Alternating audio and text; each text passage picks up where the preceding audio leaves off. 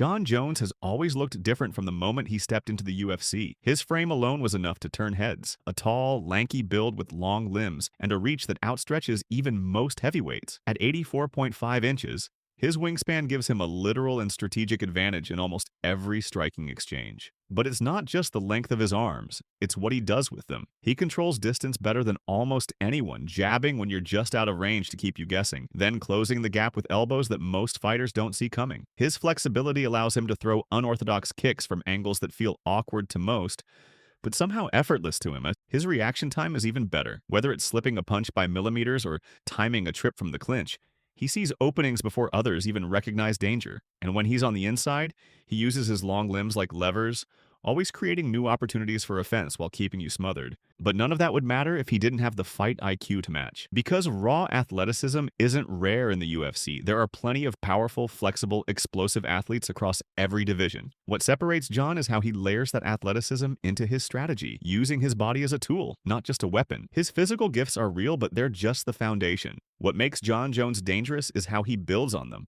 Jon has a strong wrestling background. He was a national champion in junior college. But when he transitioned to MMA, he didn't just bring traditional takedowns with him. He evolved. Instead of shooting from distance, he prefers body locks, trips, and cage throws.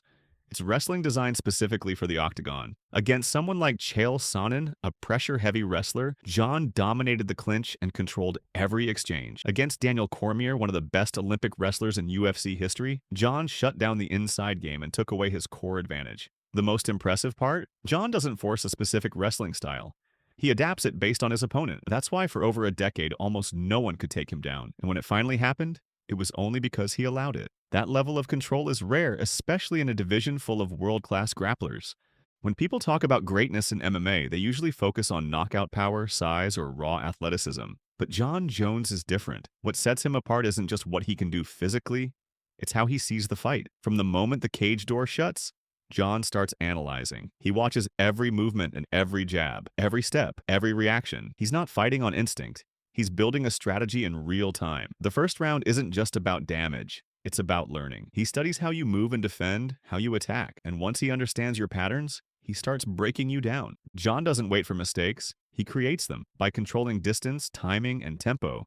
He forces opponents into positions where they can't win. The fight against Glover Teixeira shows this clearly. Glover came in with power and aggression, but Jon didn't need to match it. He used inside elbows, frame control, and close-range pressure to take away Glover's strengths. Jon controlled the fight without needing speed or brute force, just smart decisions and clean execution. That's what makes Jon Jones so dangerous. He doesn't rely on one skill or one style. He figures you out, and then he beats you at your own game. For all of Jon Jones's greatness inside the octagon, his biggest battles have often happened outside of it. Multiple failed drug tests, legal issues and arrests for driving under the influence. Every time Jon looked ready to cement his legacy as the greatest fighter of all time, something outside the cage pulled him back down. He was stripped of his title, suspended multiple times.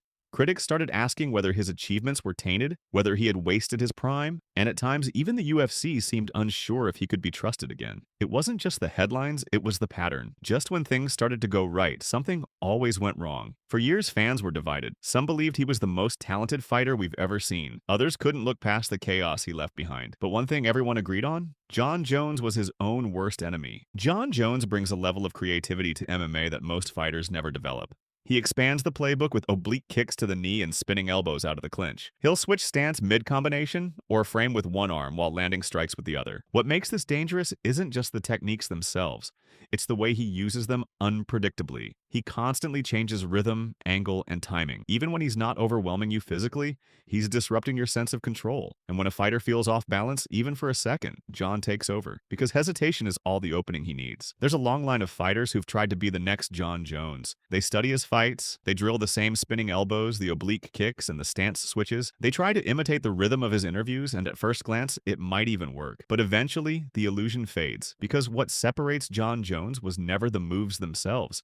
It's the timing behind them. It's the ability to process chaos in real time and make it look like control. And that's something you can't clone. You can't reverse engineer a fighter who doesn't operate by a formula. Jon never followed a template. not in the cage, and certainly not outside of it, because for all the things that make him special. There's another side to Jon Jones that's far harder to celebrate. This is a man who's derailed his own momentum more times than any opponent ever could. Failed drug tests, public arrests, one suspension after another, and through it all, one question that never fully goes away. How great could Jon Jones have been if he hadn't kept getting in his own way? He's been stripped of championships more times than some champions have defended theirs. He's lost sponsors, split with gyms, feuded with coaches, and given fans more reasons to doubt him than believe in him. There were stretches where people didn't talk about his dominance. They talked about whether he'd fight again at all. Jon isn't just a legend. He's a contradiction. The most dominant fighter of a generation, and yet the most suspended. The most mentally sharp inside the cage, and somehow the most reckless outside of it. Jon Jones's legacy is as undeniable as it is complicated. He's the youngest UFC champion ever. He's dominated legends, defended titles for nearly a decade,